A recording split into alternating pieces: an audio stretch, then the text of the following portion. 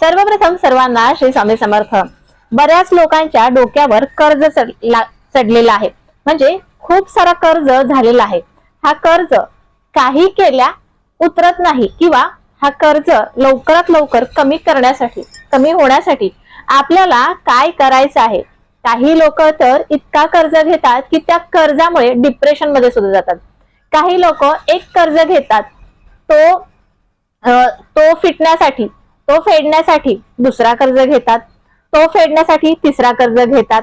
आता हे एकामागे एक कर्ज घेतले तर मात्र आपल्या डोक्यावर कर्जाचा डोंगर हा वाढत जातो आणि कर्जाचा डोंगर वाढला की मग मात्र बरेच लोक काय करतात तर लोकांनी पैसे का देत नाही असं विचारलं किंवा पैसे लोकांचे द्यायचे आहेत म्हणून त्यासाठी आत्महत्या करतात. म्हणजे अगदी असे मार्ग निवडतात ज्याला अगदी स्वतःला संपवण्यापर्यंतचे असे मार्ग निवडतात. आणि असे मार्ग आपण निवडू नये किंवा एकामागे एक कर्ज घेऊ नये. मुळात म्हणजे माणसाने कर्ज घेऊच नये. आणि आता आपण सामान्य माणसं आहोत त्यामुळे कर्ज हा घ्यावाच लागतो. परंतु कर्ज किती घ्यावा तर आपण जो कर्ज फेडू शकतो इतकाच कर्ज घ्यावा. एक कर्ज घेण्यासाठी दुसरा कर्ज घेतला की मग त्यानंतर डोक्यावर कर्ज हे वाढत जातं. त्यामुळे नेहमी एकच कर्ज घ्या. एक कर्ज घेतला तो फेडला तर तुम्ही दुसरा घेऊ शकता. कर्ज घेणं हे चुकीचं नाही, परंतु कर्ज किती घेणं हे आपल्यावर आहे आणि कसं फेडणं हे आपल्यावर आहे. चुकीच्या मार्गाने कर्ज घेऊन फेडून काहीही होत नसतं. ते सर्व आपल्या बरोबर सर्व काही गोष्टी चुकीच्या होतात. आपण चुकीच्या मार्गाला जातो. त्यामुळे कर्ज घेताना 10 वेळा विचार करा, त्यानंतर कर्ज घ्या. आता कर्ज घेतलाच आहे आणि तो फेडायचा आहे, त्यासाठी काय करायचं, लवकरात लवकर चुकता झाला पाहिजे.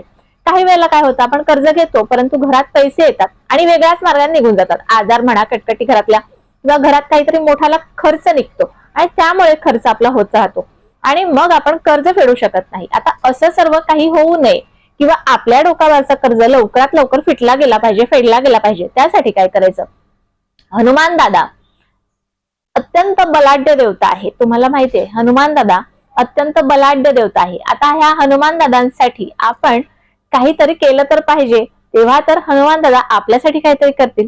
आता काय करायचं, प्रत्येक मंगळवारी व्यवस्थित व्हिडिओ ऐका, अर्धवट व्हिडिओ पाहून कमेंट करू नका. प्रत्येक मंगळवारी 7 मंगळवार रोज सकाळी काय करायचं, लवकर उठायचं आणि त्यानंतर घरातली देवपूजा वगैरे आटपायची आणि जिथे कुठे हनुमान दादांचं मंदिर असेल तिथे हनुमान दादांना प्रत्येक मंगळवारी सकाळीच जाऊन गोड पानाचा, जो आपण गोड पान बनवतो त्याचा नैवेद्य हनुमान दादांच्या चरणावर जाऊन अर्पण करावा.